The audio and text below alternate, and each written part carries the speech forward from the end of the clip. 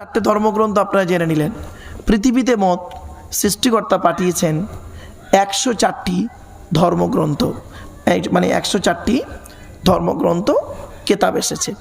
তার ভিতরে 100টা হলো ছোট ছোট, যাকে বলে সহিফা, 4টা হলো বড় বড়।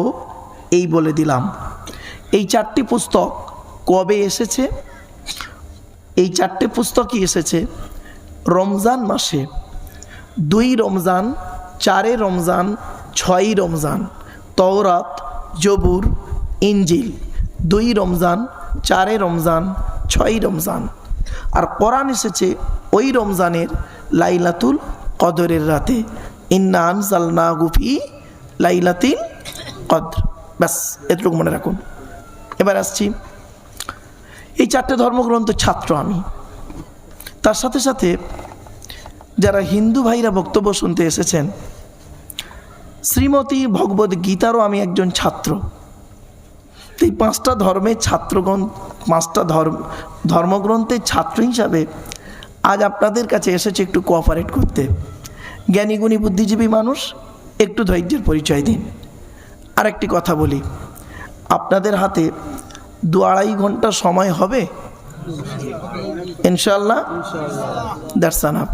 আগে জেনে নিলাম আলোচনার বিষয়বস্তু কি, আমি এখানে কি জন্য এসেছি শুনে নিন। আমি আসার সময় দেখলাম অনেকগুলি জঙ্গল পার হয়ে এলাম, আর আপনারা হলেন জঙ্গলের ভিতরে কয়েকটি গ্রামের মানুষ একত্রিত হয়েছেন, তাই তো? আমি এখানে এসেছি কাঠুরিয়ার কাজ করতে। কি বললাম? আচ্ছা, কাঠুরিয়া কি করে? গাছ কাটে। কাঠুরিয়া গাছ কাটতে গেলে 4টে জিনিস সঙ্গে নিয়ে যায়।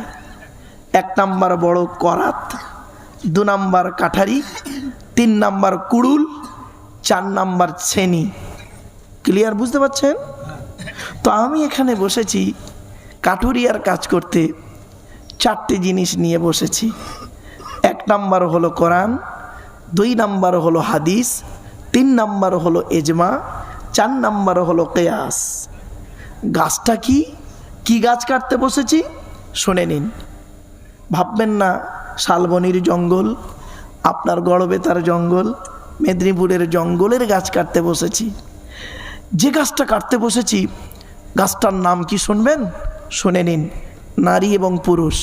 গাছটির নাম হলো, আপনার আমার হৃদয়ের ভিতরে শয়তান একটা গাছ তৈরি করেছে, ওই গাছটাকে কাটতে বসেছি এখানে। কিছু বুঝতে পারছেন আমার বক্তব্য? বাবা, আমি এসে এখানে জিজ্ঞাসা করলাম যে শিক্ষার হার কতটা।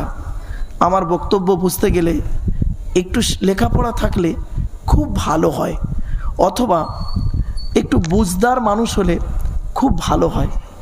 আমি এই জন্য বলি যে বক্তব্য শুনতে গেলে একটু বুঝতে হবে লোকটা কি বলছে। আমার প্রত্যেকটা এক্সাম্পল, কথাগুলো একটু মূল্যায়ন করবেন। লোকটা এই এক্সাম্পলটা কেন দিল ভাববেন একটু। তো শয়তান আমাদের অন্তরে, প্রত্যেকের অন্তরে একটা গাছ তৈরি করেছে, ওই গাছটাকে কাটতে বসেছি আজকের এই জায়গাতে।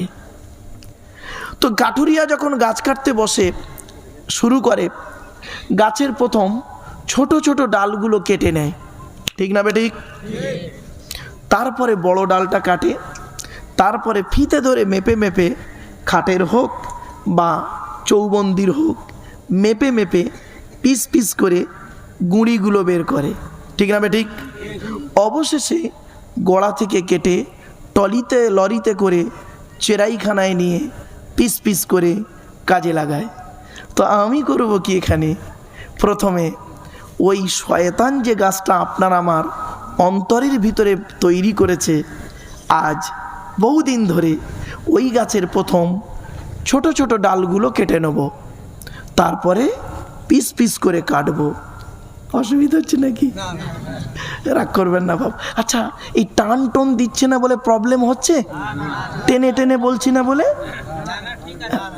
একটু দাঁড়ান, মালটা একটু গরম হয়ে যাক, টেনে টুনে দিচ্ছি, একটু চিন্তা নেই। আরে অনেক জায়গায় মানুষ আছে টান ভালোবাসে, টান দেয় না বলে বলল বক্তা বেকার, কিচ্ছু জানে না। কিন্তু না বাপ, এটা করবেন না। আপনি আমার বলাকে নিয়ে মূল্যায়ন করুন, গলাকে নিয়ে মূল্যায়ন করবেন না। আমরা এখন করি কি, গলা নিয়ে মূল্যায়ন করি, বলা নিয়ে মূল্যায়ন করি না। ঠিক না ঠিক? আমার বাপেরা একটু ধৈর্যের পরিচয় দিন। আসছি। প্রথমে গাছের ডাল কিছু কেটে নিই, তারপরে গুঁড়ি কাটতে শুরু করব। 1 নম্বর গাছের ডালটি কাটছি, গাছের প্রথম ডালটি কাটছি, সরু ডাল। সরু ডালটা কি শুনে নিন। আপনারা এতগুলো মানুষ বসে আছেন, দাঁড়িয়ে আছেন, বিভিন্ন জায়গা থেকে এসেছেন, মুসলিম এবং হিন্দু। মুসলিমদেরকে আমি প্রশ্ন করছি, বেশিরভাগ কলেজ ইউনিভার্সিটিতে লেকচার দিতে যাই তো, সেজন্য আমার কথাগুলো ওই টাইপেরই হবে, একটু মাইন্ডে নিয়ে নিন। আচ্ছা, মুসলিমরা যারা এখানে বসে আছেন, আপনারা